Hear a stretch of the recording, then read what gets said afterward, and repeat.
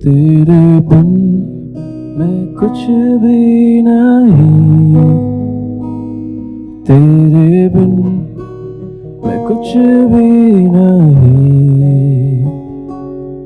ऐ खुदावंद यीशु तेरे बिन मैं कुछ भी नहीं।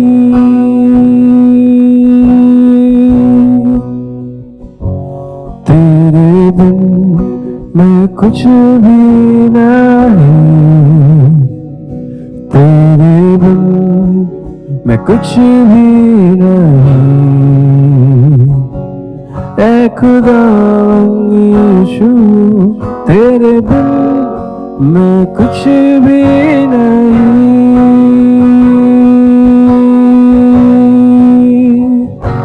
यीशुआ यीशुआ करूं आराधना, हाथों को अपने उठाकर तुझे दूं महिमा।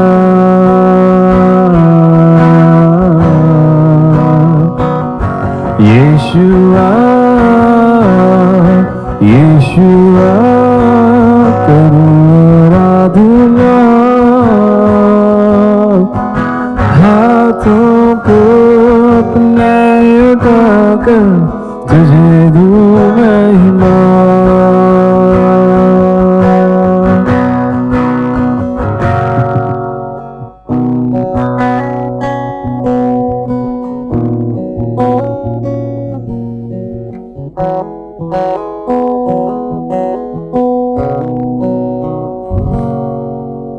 खाली हूँ भर दे मुझको, है दुआ तुझसे, है दुआ तुझसे। कुछ भी मैं नहीं हूँ बिना तेरे, बिना तेरे। खाली हूँ भर दे मुझको तू, तुझसे है दुआ तुझसे कुछ भी मैं नहीं हूँ बिना तेरे यीशुआ यीशुआ करूँ आराधना हाथों को अपने उठाकर तुझे दूँ महिमा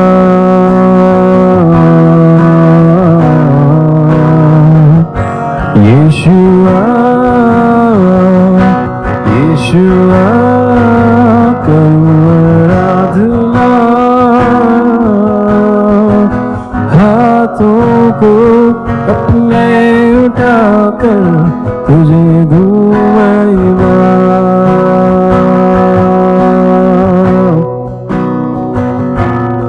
I'm nothing without you I'm nothing without you Jesus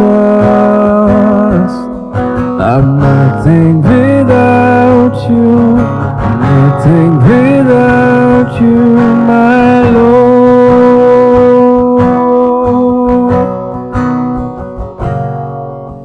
sir को अपने झुकाता हूँ मैं तेरे हुजूर बनके कुर्बानी आता हूँ मैं तेरे हुजूर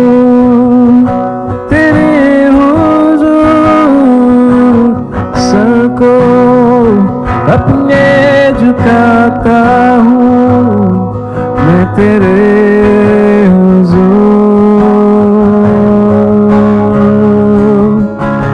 बनके कुर्बानी आता हूँ मैं तेरे हुजूर यीशुआ यीशुआ करूँ आराधना हाथों को अपने उठाकर तुझे दूँ महिमा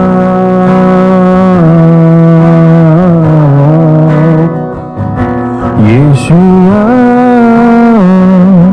यीशुआ करूँ आराधना हाथों को अपने उठाकर तुझे दूँ महिमा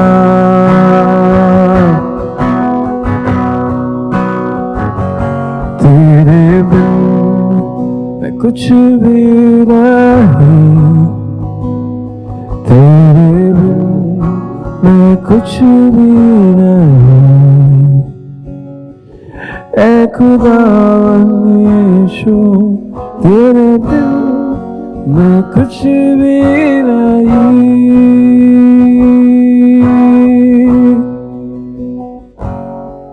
I'm nothing without you I'm nothing without you Jesus I'm nothing without you nothing without you my Lord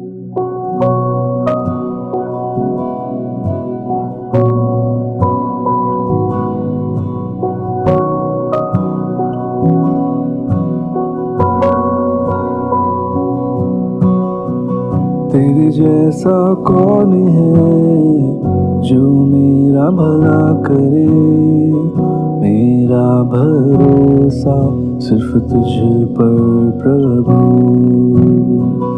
तेरे जैसा कौन है जो मेरा भला करे मेरा भरोसा सिर्फ तुझ पर प्रभु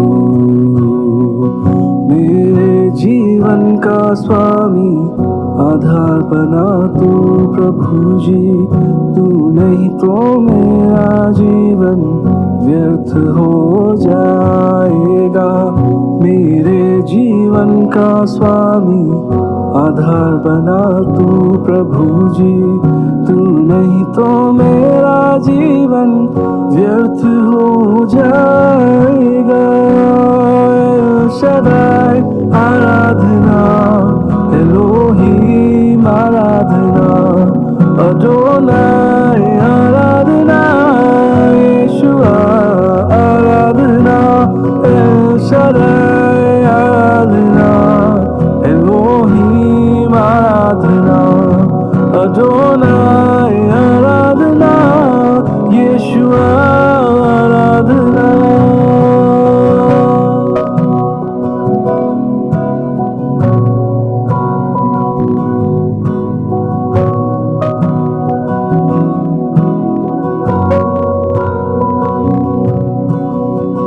बेचैनी में मुझे पाकर आंसू मेरे पोंछे तूने। आँखों की पुतली जैसे जीवन भर संभाला मुझे। बेचैनी में मुझे पाकर आंसू मेरे पोंछे तूने। आँखों की पुतली जैसे जीवन भर संभाला मुझे। शदाई आराधना, एलोहीम आराधना, अडोनाई आराधना, यीशुआ आराधना, शदाई आराधना, एलोहीम आराधना, अडोनाई आराधना, यीशुआ आराधना, एल शदाई आराधना, एलोहीम आराधना, अडोनाई आराधना, यीशुआ।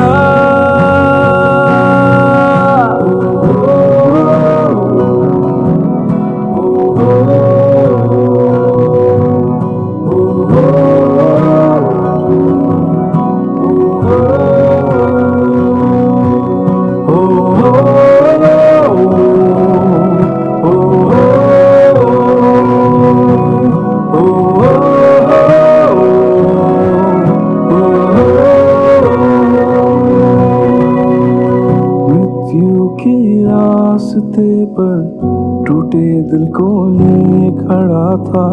चंगा करने वाला बनकर मुझे नया जीवन दिया। मृत्यु के रास्ते पर टूटे दिल को लिए खड़ा था। चंगा करने वाला बनकर मुझे नया जीवन दिया। शदाई आराधना, एलोहीम आराधना, अडोनाई आराधना, यीशुआ आराधना, एल शदाई आराधना, एलोहीम आराधना, अडोनाई आराधना, यीशुआ आराधना, एल शदाई आराधना, एलोहीम आराधना, अडोनाई आराधना, यीशुआ आराधना, एल शदाई आराधना, एलोहीम आराधना, अडोनाई आराधना, यीशुआ।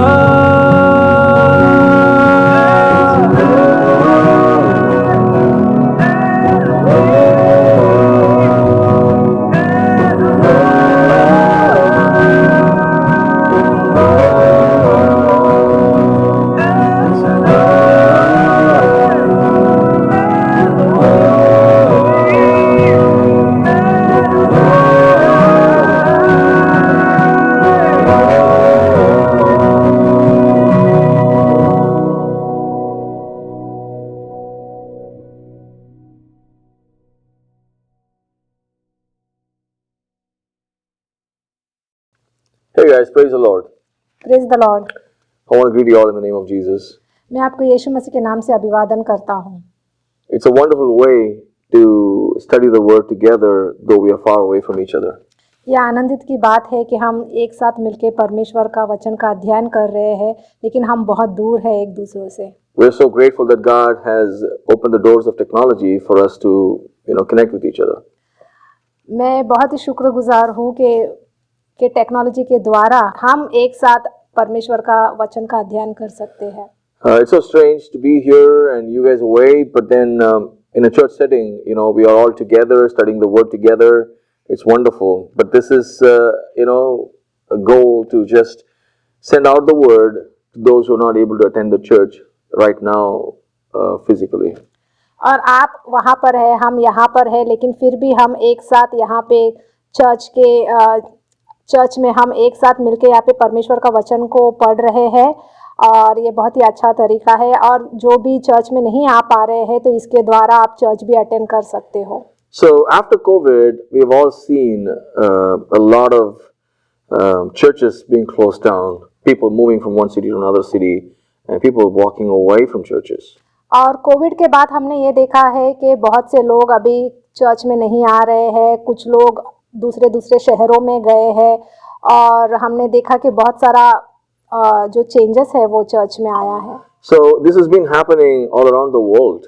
और ये यहाँ पर ही नहीं लेकिन पूरे दुनिया भर में हो रहा है।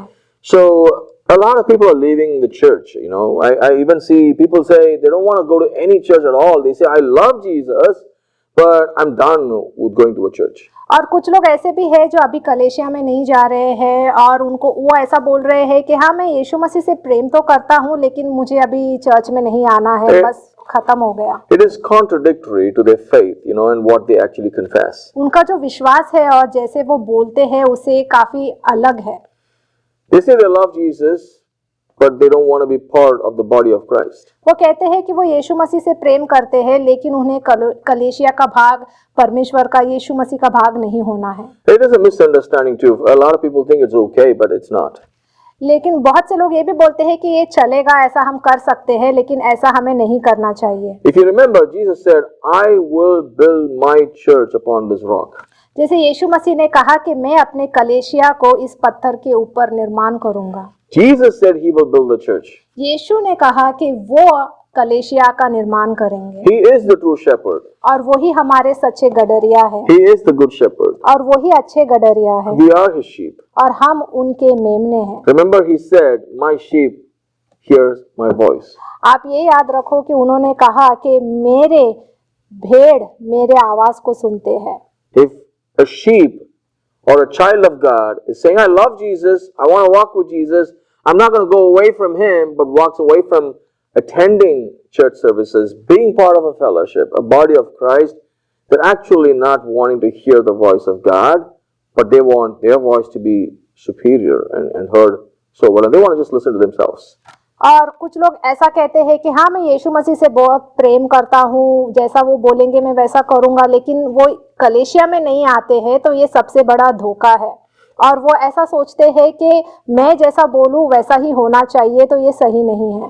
And if you remember, Jesus also said, if you love me, you will follow, obey my commandments. और यीशु ने ये भी कहा कि अगर तुम मुझसे प्रेम करते हो तो तुम मेरे आज्ञाओं का पालन भी करोगे। We know from the Bible that, from the early church and from the descriptions of Paul and his letters, we know clearly that Jesus has appointed leaders, his own people. He worked through his men, his people in the church. और हम देखते हैं कि यीशु ने जब भी काम किया तो वो अपने लोगों के साथ उन्होंने अगुवाई को बनाया, ताकि लोग अगुवाई के नीचे रह सके, उनके अधिकार में रह सके, और ऐसे ही कलीसिया का निर्माण हुआ है।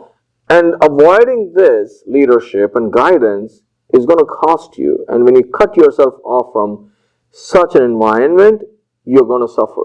अगर आप अगुवाई के नीचे नहीं रहेंगे या कोई अधिकार के नीचे कलीसिया में नहीं रहेंगे तो इससे आप ही अलग हो जाएंगे और आपको खुद को तकलीफ होगा। It's going to be affecting your spiritual health and growth in Christ and knowledge in Christ. और इससे आपके आत्मा को धोखा हो सकता है और आप परमेश्वर के ज्ञान में नहीं आगे बढ़ सकते। And there are sometimes people leave a church for a good reason. There are good reasons actually. और कुछ लोग जो है कलीसिया को छोड़ते हैं कुछ अच्छे कारण के लिए भी। One is that they move from one place to another place because of the job, because of their life. They get married, they move to a different city. एक ये है कि वो उनको कहीं पे काम लग जाता है इसलिए वो चर्च नहीं आ पाते, वो दूसरे शहर में चले जाते हैं इसलिए वहाँ पे वो कलेशिया में जा रहे हैं, या तो फिर उनका शादी हो गई हो इसलिए वो वहाँ पे कलेशिया में नहीं आ रहे हैं। But they should choose to go to a church, you know. लेकिन फिर भी उन्हें ये चुनना है कि वो एक कलेशिया में जाए। And sometimes people leave a church because of a biblical disqualification of the church or the leaders of the church. और कभी कभी कुछ लोग इसलिए कलेशिया को छोड़ते हैं क्योंकि उन्हें ऐसा लगता है कि वो बाइबल के अनुसार नहीं चल रहे हैं या फिर वहाँ की अगुवाई सही तरीके से नहीं चल रहे हैं। Like the gospel message isn't preached clearly. या एक कारण ये हो सकता है कि सुख समाचार को या परमेश्वर के वचन को सही तरीके से प्रचार नहीं किया गया हो, Or they promote false theology and experiences. या तो फिर वो गलत शिक्षा दे रहे हैं The full gospel is not emphasized and is not taught. और पूरा सुख समाचार के ऊपर ध्यान नहीं दिया जा रहा है और उसे सिखाया नहीं जा रहा है। Then yes, it's a good reason to leave a church. तो उस कारण हम कलेशिया को छोड़ सकते हैं। Back in the days, there was just you know, if you read the book of Revelation, every city had probably just one church. That's all.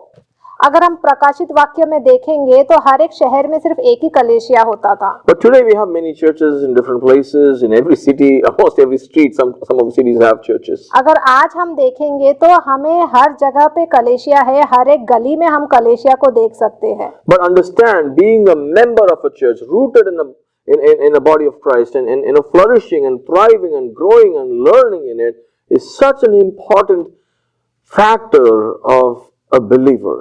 और हमें चर्च का भागीदार बनना चाहिए, हमें परमेश्वर के वचन में हमें जड़ पकड़ लेना चाहिए, तभी ही हम आगे बढ़ेंगे, हमारा आत्मिक जीवन आगे बढ़ेगा। We need to be washed by the word of God. और हमें परमेश्वर के वचन में हमेशा हमें पढ़ते रहना चाहिए, अध्ययन करते रहना You चाहिए। need to be taught as well, right? और उसके लिए आपको सिखाना भी चाहिए, सही है। The Lord has appointed teachers and pastors to teach us, from whom we should learn from. और परमेश्वर ने इसीलिए हमें शिक्षक रखा है, पासवान रखा है, जिसके द्वारा वो हमें बाइबल सिखाते हैं, उनसे हम सीख सकते हैं। And I agree, sometimes people leave the church because there's a moral failure of the leader. The leader hasn't been doing the right job or following Christ. और मैं ये भी मानता हूँ कि शायद कलेशिया में पासवान या जो अगुवाई है वो सही नहीं है, और या उनका आत्मिक जीवन में कोई कमी है जिसके कारण वो कलेशिया को सही तरीके से नहीं चला पा रहे हैं। Sometimes the churches are dissolved because the leader failed morally and there's no one else to lead or take over. और कभी कभी कलेशिया में ऐसा भी होता है कि उन्हें बंद करना पड़ता है क्योंकि जो अगुवाई है वो सही नहीं है, इसके कारण कलेशिया बंद हुआ है। But understand, God is overseeing His church. God is watching over His people. God is taking care of your soul. He wants to minister to you through His people.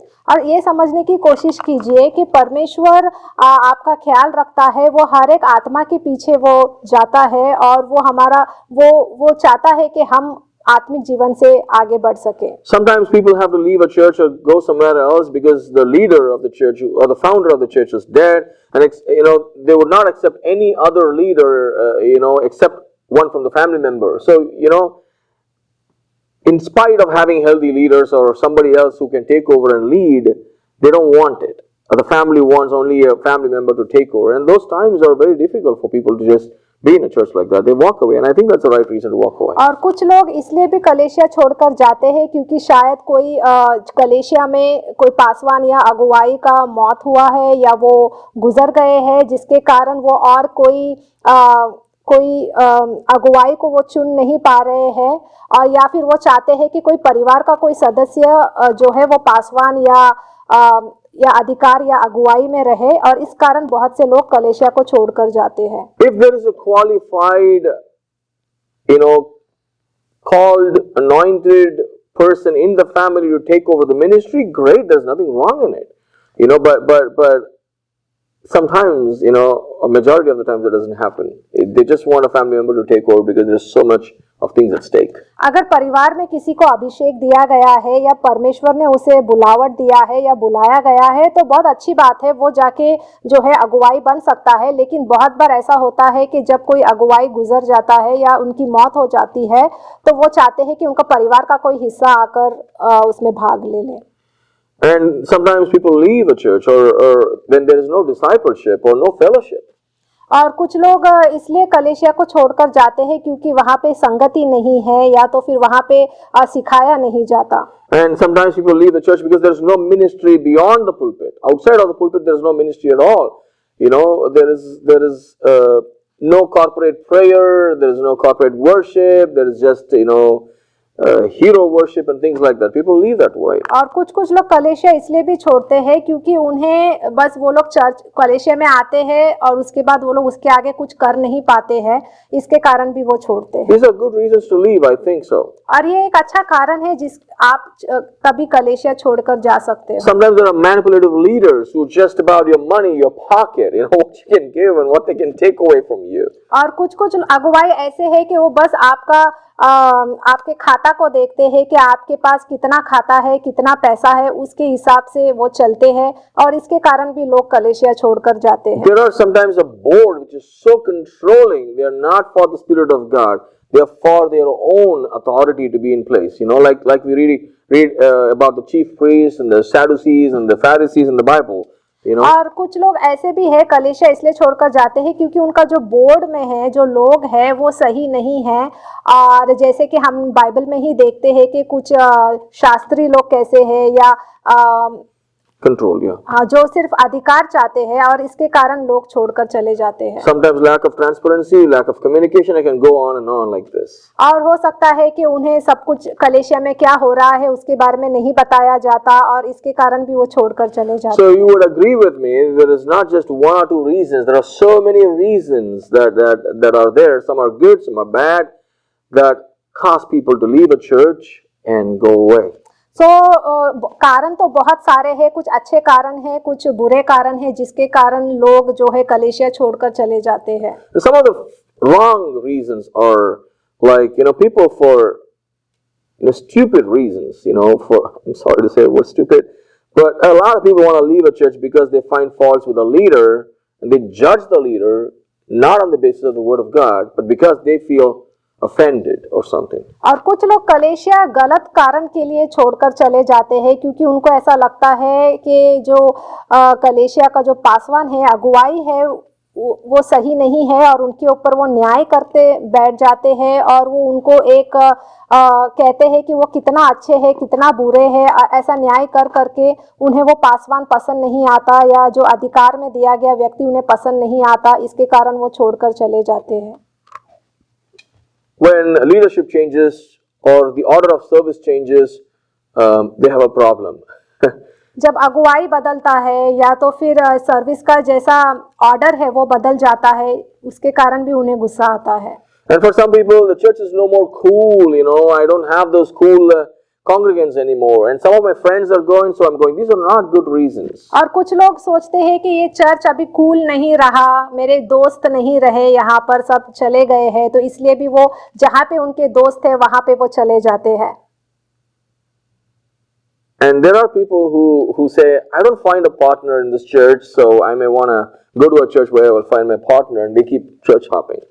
और कुछ लोग ऐसे भी हैं जो सोचते हैं कि मुझे यहाँ पे एक अच्छा साथीदार नहीं मिला है कलेशिया में, तो मुझे एक अच्छा साथीदार चाहिए, उसके लिए वो ये कलेशिया छोड़कर दूसरे कलेशिया, वहाँ से लेकर तीसरे कलेशिया, यहाँ से वहाँ, वहाँ से यहाँ, सब कलेशिया बदलते रहते हैं। And there is one big reason sometimes people go, and that is not a good reason. That is, the church doesn't grow in size. The church is not bigger, and they don't like small churches, and they don't want to be part of a small church. और एक कारण ये भी है कि वो कलेशिया का वो हिस्सेदार नहीं बनना चाहते क्योंकि उनको लगता है कि ये कलेशिया बढ़ी नहीं रहा है, बस छोटा का छोटा ही रहा है, जिसके कारण उनको अच्छा नहीं लगता और वो वहाँ से निकल जाते हैं। So these are people walking away from churches.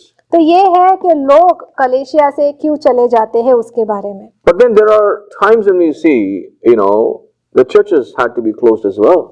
और ऐसा भी समय आता है कि ऐसा समय आता है कि जहाँ पे कलेशिया को भी बंद करना पड़ता है। During COVID season, or around the time of COVID in our country, we saw a lot of churches were led with no establishment legally.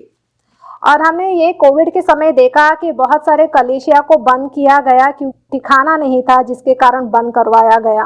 But beyond that, for spiritual reasons, for biblical reasons, sometimes churches or the organizations shut down. और कभी कभी कलेशिया इसलिए बंद किया जाता है क्योंकि आत्मिक आत्मिक कारण के कारण, या तो फिर उनके पास अधिक पैसा नहीं है कलेशिया चलाने के लिए, इसके कारण भी बंद होता है। One of them is people or the church leaders are losing sight of the mission. और एक कारण ये है कि बहुत से जो अगुवाई है उनका जो दिशा था या उनका जो दर्शन था वो उससे भटक जाते हैं।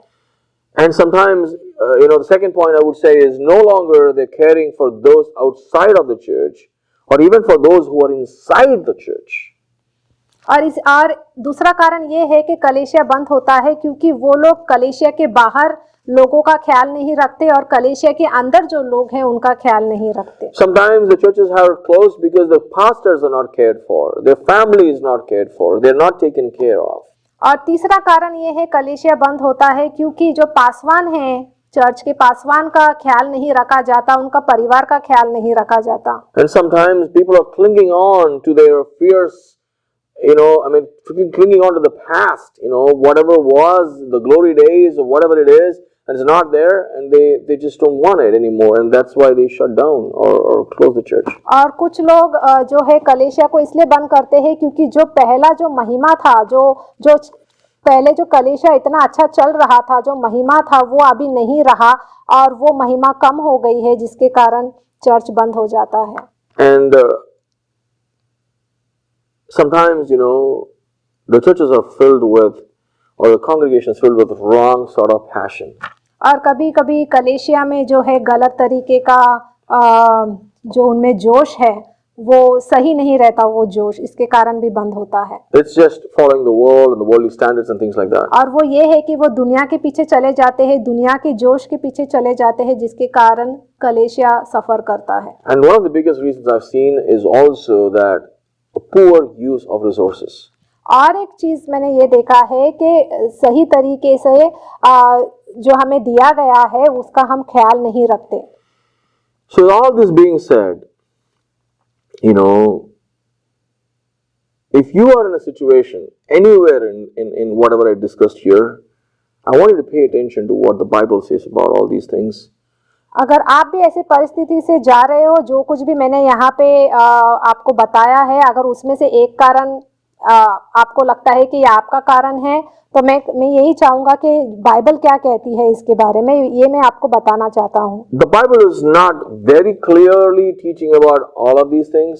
और बाइबल में साफ साफ इसके बारे में पूरा नहीं बताया गया है। Like when to leave a church, what is the right reason to leave a church, or closing a church. When there are clear teachings, but not all of these things that we discussed here are defined in the Bible and how you take a decision on that. और कभी हमें कलीसिया को छोड़ के जाना चाहिए, कैसे जाना चाहिए, क्यों जाना चाहिए, मतलब ये सब कुछ यहाँ पे पूरे तरीके से बाइबल में नहीं दिया गया है, लेकिन ऐसे कुछ कुछ वचन के द्वारा हमें समझ में आता है कि बाइबल में कुछ कुछ जगह पे कहा गया है, उसके बारे में मैं बताना चाहूंगा। So I'm going to come with some verses where you would understand what a church is and how a church is supposed to be, and when it is not so, what is the right way to leave a church?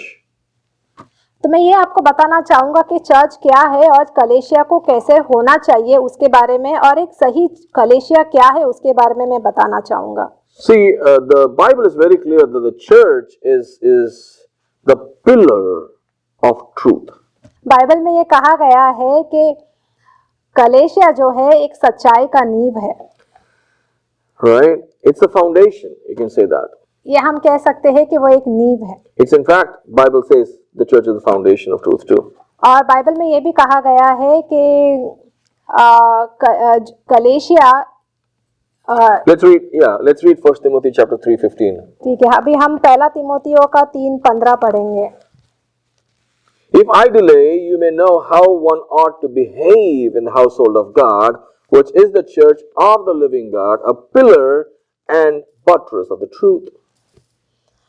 और पहला तिमोथियों का 3 अध्याय में 15वां वचन कि यदि मेरे आने में देर हो तो तू जान ले कि परमेश्वर के घराने में जो जीवित परमेश्वर की कलीसिया है और जो सत्य का खंबा और नींव है कैसा बर्ताव करना चाहिए। So you understand here, right? The church structure, the form of worship, the Bible teaching, the activities, the outreaches program, everything is centered upon this fact, this idea that the church is a pillar and the foundation of truth.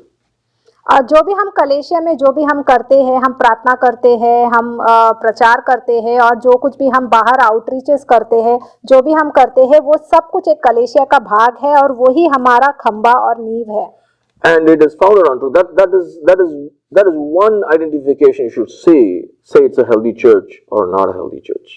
और उसी के द्वारा हम ये बता सकते हैं कि वो कलेशिया सही है या गलत है। And the church should recognize that Jesus Christ is the head of that church. और ये कलेशिया को पता होना चाहिए कि यीशु मसीह हमारे सर है। And Colossians chapter 1 verse 18 says this. और कोलोसियों का 1 अध्याय में 18वां वचन में ये कहा गया है। And he is the head of the body, the church. He is the beginning, the firstborn from the dead, that in everything he might be preeminent. और यहाँ पे कहा गया है वही देह अर्थात कलेशिया का सर है, वही आदि है और मरे हुए में से जी उठने वाला है, तहिलोता की सब बातों में वही प्रधान ठहरे। So all that we do in leadership or the church that works should be under the submission of Christ. और जो कुछ भी हम करते हैं कलेशिया के नीचे, हम जो भी काम करते हैं वो सब कुछ यीशु मसीह के नीचे होना चाहिए। Which means upholding the word of God and making sure everything that is done or taught or decided is at the standard from the Bible. और जो कुछ भी हम कलेशिया में करते हैं, हम जो भी निर्णय लेते हैं, जो भी हम बोलते हैं करते हैं, वो सब कुछ बाइबल के अनुसार यीशु के नीचे होना चाहिए। Keeping Bible as the authority. और बाइबल ही हमारा अधिकार, वो अधिकार में हमें करना चाहिए। Keeping Bible, being accountable to the word of God and the teaching of the word of God. और हमें बाइबल में जो सिखाया गया है, जो हमें करने कहा गया है, उसके अनुसार हमें करना है। And I know many churches don't do that. और मैं ये मानता हूँ कि बहुत से कलेशिया ये नहीं करती है And many pastors don't have that direction. और बहुत से पासवान इसमें नहीं चलते हैं। Forgive me for saying that. मुझे माफ करो जब मैं ये ऐसा बोल रहा हूँ। But the truth is, pastors are also not perfect. मैं सच्चाई ये है कि पासवान भी जो है वो उत्तम नहीं है Not every church is perfect. और कोई भी उत्तम नहीं है, कोई कलेशिया उत्तम नहीं है। But the fact is, many pastors are not taught well, and they basically come into ministry because of the leadership that they saw and walked, behind. They followed.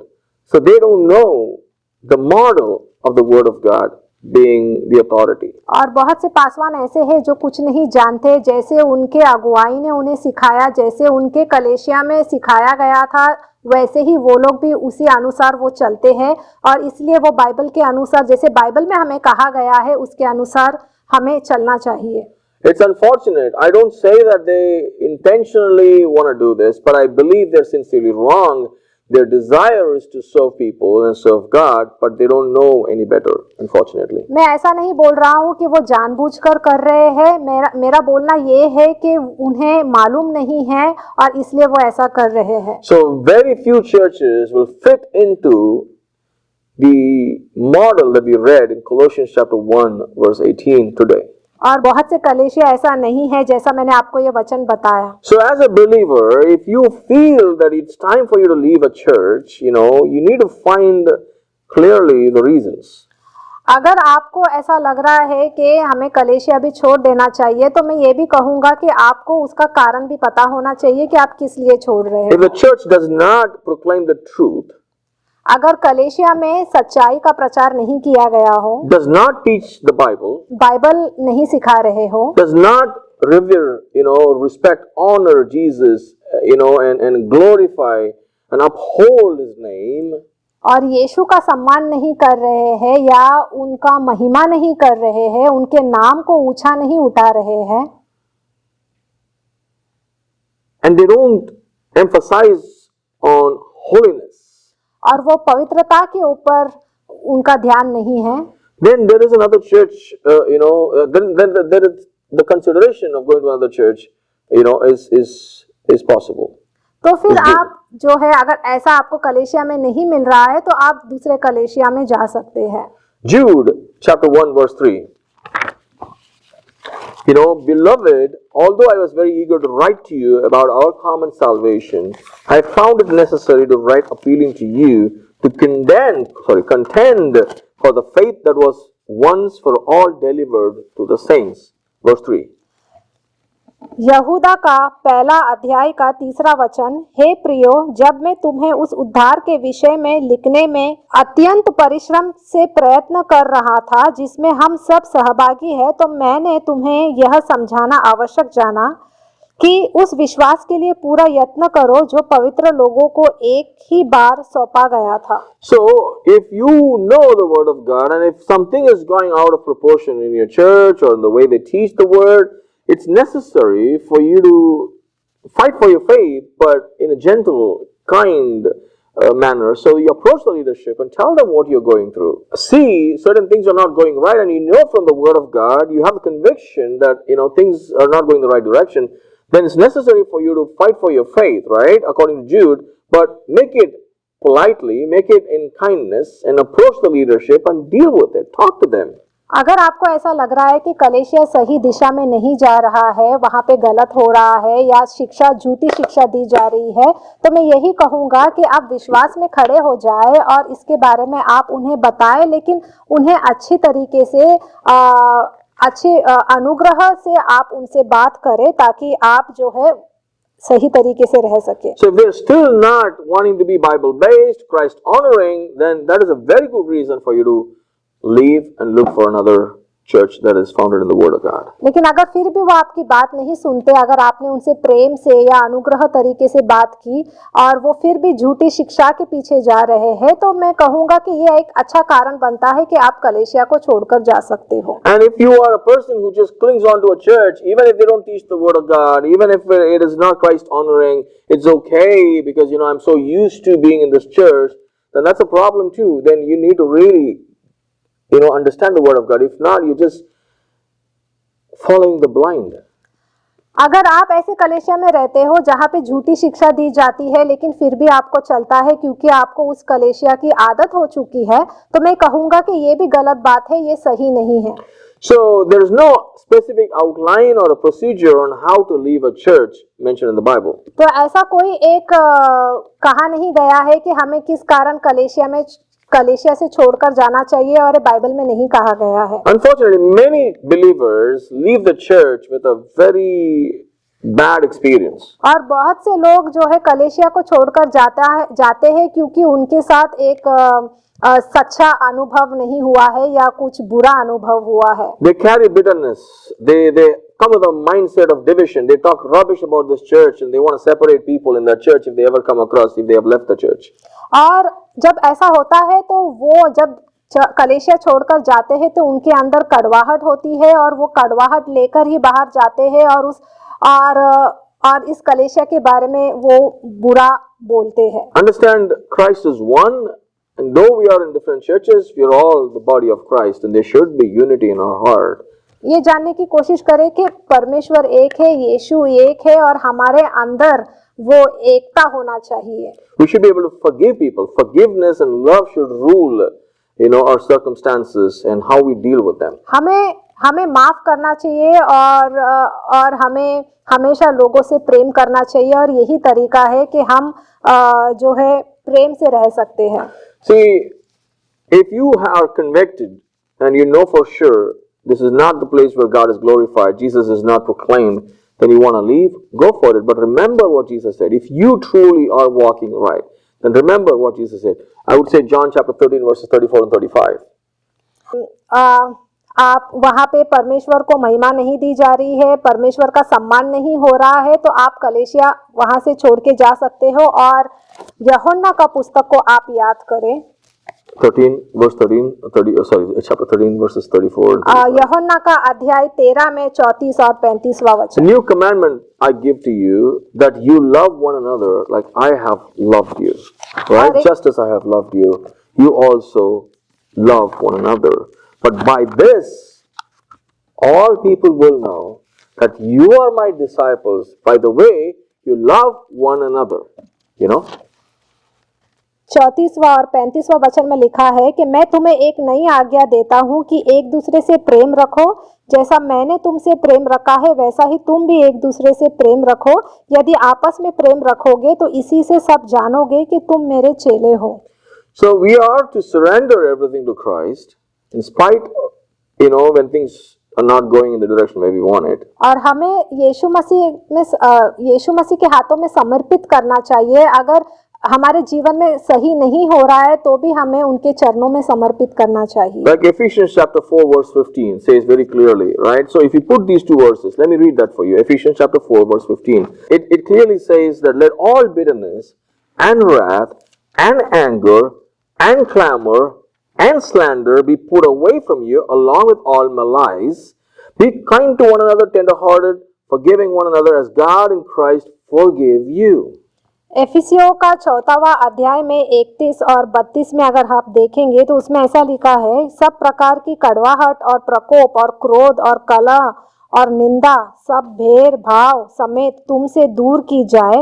एक दूसरे पर कृपालु और करुणामय हो, और जैसे परमेश्वर ने मसीहा में तुम्हारे अपराध क्षमा किए वैसे ही तुम भी एक दूसरे के अपराध क्षमा करो। Many times, knowledge leads us to do certain things. बहुत बार ऐसा होता है कि ज्ञान के कारण हम कुछ और कर बैठते हैं, It gives us confidence. क्योंकि उससे हमें आत्मविश्वास मिलता We है। make sure that we do the right thing because we know what's the right thing. क्योंकि हम ये इसलिए करते हैं क्योंकि हमको मालूम है कि हम सही कर रहे हैं। But at the same time, knowledge puffs up. लेकिन इसके साथ ये भी है कि हमें जितना ज्ञान होता है उतना ही ज्यादा घमंड होता है, That's what the Bible says. और यही बाइबल में लिखा गया है। So then what happens is we think we know better and we tell everyone and we slander them. Once we walk out of a church or a pastor, we put them down. We think we are better off, and it's not approved from the Bible if you behave like that. और ऐसा होता है कि जब भी हमारे अंदर ज्ञान आता है हम घमंडी हो जाते हैं कि हम ऐसा बर्ताव करते हैं कि हम पासवान को भी न्याय करने लगते हैं, उनके खिलाफ हम कुछ बोलते हैं और हम बाहर जाके भी ऐसी बातें करते हैं। Let all bitterness and wrath and anger and clamor and slander be put away. और यहाँ पे लिखा गया है सभी प्रकार की कड़वाहट प्रकोप और क्रोध और कलह और निंदा सब भेदभाव समेत तुमसे दूर की जाए। Bitterness is very, very difficult to uproot, out of our hearts. जब हमारे अंदर कड़वाहट आता है तो उससे निकालना बहुत मुश्किल हो जाता है, It causes division. क्योंकि उससे हम हमारा और उससे हम अलग हो जाते हैं, And it causes decaying, inside. और उससे ऐसा होता है कि हम सड़ जाते हैं अंदर से। So if a believer is led to leave a church, it's crucial that they do it not for unnecessary reasons, but it be for spiritual reasons. अगर एक विश्वासी कलीसिया छोड़ के जाता है तो वो किसी गलत कारण के लिए नहीं, लेकिन अगर कोई आत्मिक कारण है तो उसके लिए अगर वो छोड़कर जाता है तो ठीक है। Don't leave a church because the AC is not working properly or there's no much lights here, there's no good sound system, the worship leader doesn't know good guitar.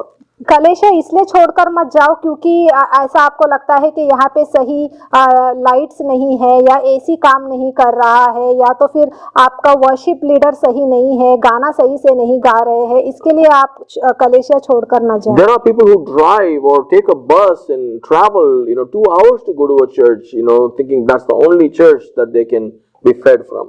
और कुछ लोग ऐसे भी है जो दूर दूर से गाड़ी पकड़कर बस पकड़कर आते हैं कलेशिया में यही सोच के क्योंकि यही कलेशिया उनके लिए सही है। That's very inspiring.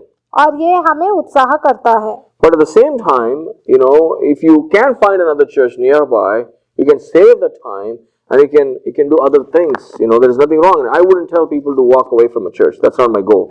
और अगर आपका ऐसा ही कलेशिया आपके घर के बाजू में अगर कोई ऐसा अच्छा कलेशिया है तो मैं कहूँगा कि आप वहाँ पे जाए, क्योंकि इतना समय बर्बाद करके आपको दूर जाना पड़े और इसके लिए आप वहाँ पे पास में कलेशिया में जाके आपका समय को बचा सकते हैं, आप दूसरा काम भी कर सकते हैं। Because you can be involved in the church also, in the local community because of the church, because you're living there.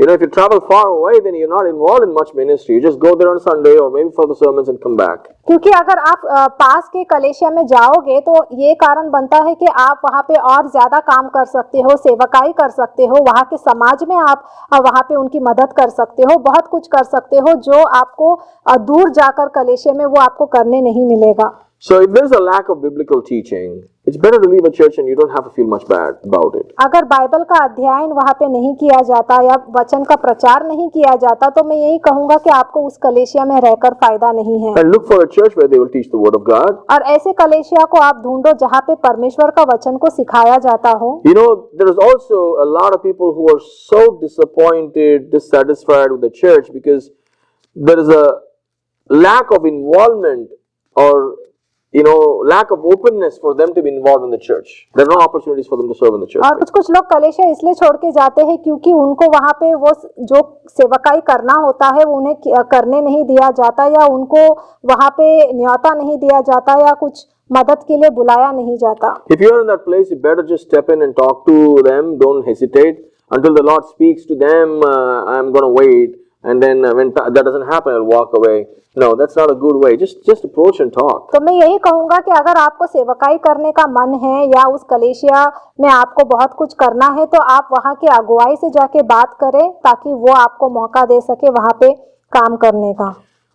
Also, if you have an opportunity in the church, don't run away from it because if they are calling you to be in ministry, take it as a way the Lord is leading you because God leads His people through His people. लेकिन अगर आप ऐसे व्यक्ति हैं आपको कलेशिया में कुछ भी नहीं करना है, आपको वहाँ पे सेवकाई नहीं करना है, बस वहाँ पे जो भी प्रचार है वो सुन के आपको वहाँ से निकल जाना है, तो ऐसा ना करें। अगर आपको बुलावट है, परमेश्वर ने आपको सेवकाई के लिए बुलाया है तो आप वहाँ पे जाके बात करें, वहाँ पे सेवकाई करें। And I would want to finish here with Ephesians chapter 4 verses 11 to 14. और अभी मैं एफिसियों का 14वां अध्याय में 11 से 14वां वचन बोलना चाहूँगा। And He gave the apostles, the prophets, the evangelists, the shepherds, and the teachers to equip the saints for the work of the ministry, for building up the body of Christ, until we all attain to the unity of the faith and of the knowledge of the Son of God, to mature manhood, to the measure of the stature of the fullness of Christ, so that we no longer be children, tossed to and fro by the waves and carried about by every wind of doctrine, by the cunning human beings, by craftiness and deceitful schemes. और एफिसियों का 4वां अध्याय में 11 से 14 उसने कुछ को प्रेरित नियुक्त करके और कुछ को भविष्यवक्ता नियुक्त करके और कुछ को सुख समाचार सुनाने वाले नियुक्त करके और कुछ को रखवाले और उपदेशक नियुक्त करके दे दिया, जिससे पवित्र लोग सिद्ध हो जाए और सेवा का काम किया जाए और मसीहा की देह उन्नति पाए, जब तक कि हम सबके सब विश्वास और परमेश्वर के पुत्र की पहचान में एक न हो जाए और एक सिद्ध मनुष्य न बन जाए और मसीहा के पूरे ढील ढोल तक न बढ़ जाए, ताकि हम आगे को बालक न रहे जो मनुष्यों की ठग विद्या और चतुराई से उनके भ्रम में व्यक्तियों के और उपदेश के हर एक झोंके से उछले और इधर उधर घुमाए जाते हो। So I see three things here. मैं यहाँ पे 3 चीज देख सकता And I would हूँ। say this would be a good guide for you to choose a church. तो ये आपके लिए एक अच्छा दिशा बन सकता है कि आप कलेशिया को ऐसे चुन सकते हो। Read this portion of scriptures. ये वचन को आप पढ़ें। The leaders that God has appointed are founded in the Word of God.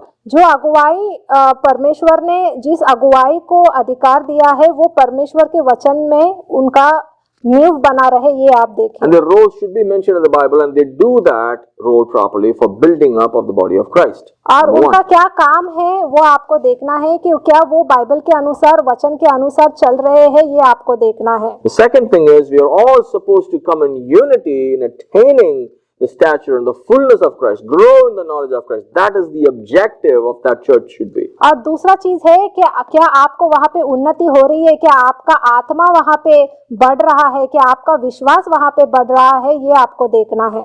The third thing is, you should be avoiding false teachings and false doctrines and that are so deceptive and deviating from pursuing Christ and His holiness. और तीसरा ये है कि क्या वहाँ पे परमेश्वर का वचन को सही तरीके से सिखाया जा रहा है और वहाँ पे झूठा शिक्षा नहीं होना चाहिए कि जिसके द्वारा आप यहाँ वहाँ हिल रहे हो, तो ये सही नहीं है। परमेश्वर का वचन, बाइबल का प्रचार और वचन सही तरीके से सिखाया जा रहा है, ये आपको देखना I'm है। sure I didn't give all the answers that you wanted और मैं ये मानता हूँ कि मैंने आपको पूरा जवाब नहीं दिया होगा, because I don't know, I don't have it. क्योंकि मुझे नहीं मालूम और मेरे पास सारे सवालों का जवाब नहीं है। But we do have certain structures given by the Word of God. लेकिन हमें परमेश्वर के वचन के द्वारा हमें पता चलता है कि कैसे एक कलीसिया होना चाहिए, By the apostles and by Jesus Christ Himself, और उनके प्रेरितों से और यीशु मसीह के द्वारा हमें ये पता चलता है। modeled in the book of Acts in the early church. और प्रेरितों के कार्य में हम इसके बारे में देख सकते हैं कि एक कलीसिया कैसा होना चाहिए,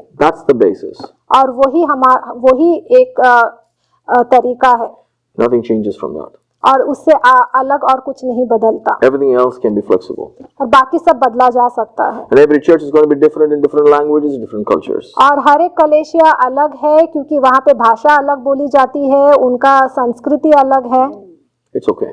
लेकिन फिर भी चलता है। Don't judge them for that. तो इसके लिए आप उनका न्याय ना करें। You walk in the way that the Lord leads you according to the Word. आपको जैसा परमेश्वर चलाते हैं उनके वचन में, वैसा आप चलते रहे, But stick together and be founded and be a member and rooted in the church. और आप एक साथ रहे, एकता में रहे, और एक कलीसिया का आप भागीदार बने। Let's pray. हम प्रार्थना करेंगे। Love you, Lord. We just want to lift up my brothers and sisters to you and ask you, Lord, that you be with them and guide them in this time of their life. Whether they're seeking a church, whether they're leaving a church, whether they're struggling in a church, whether they're shutting down a church, whether looking for ministry opportunities, all of that, Lord.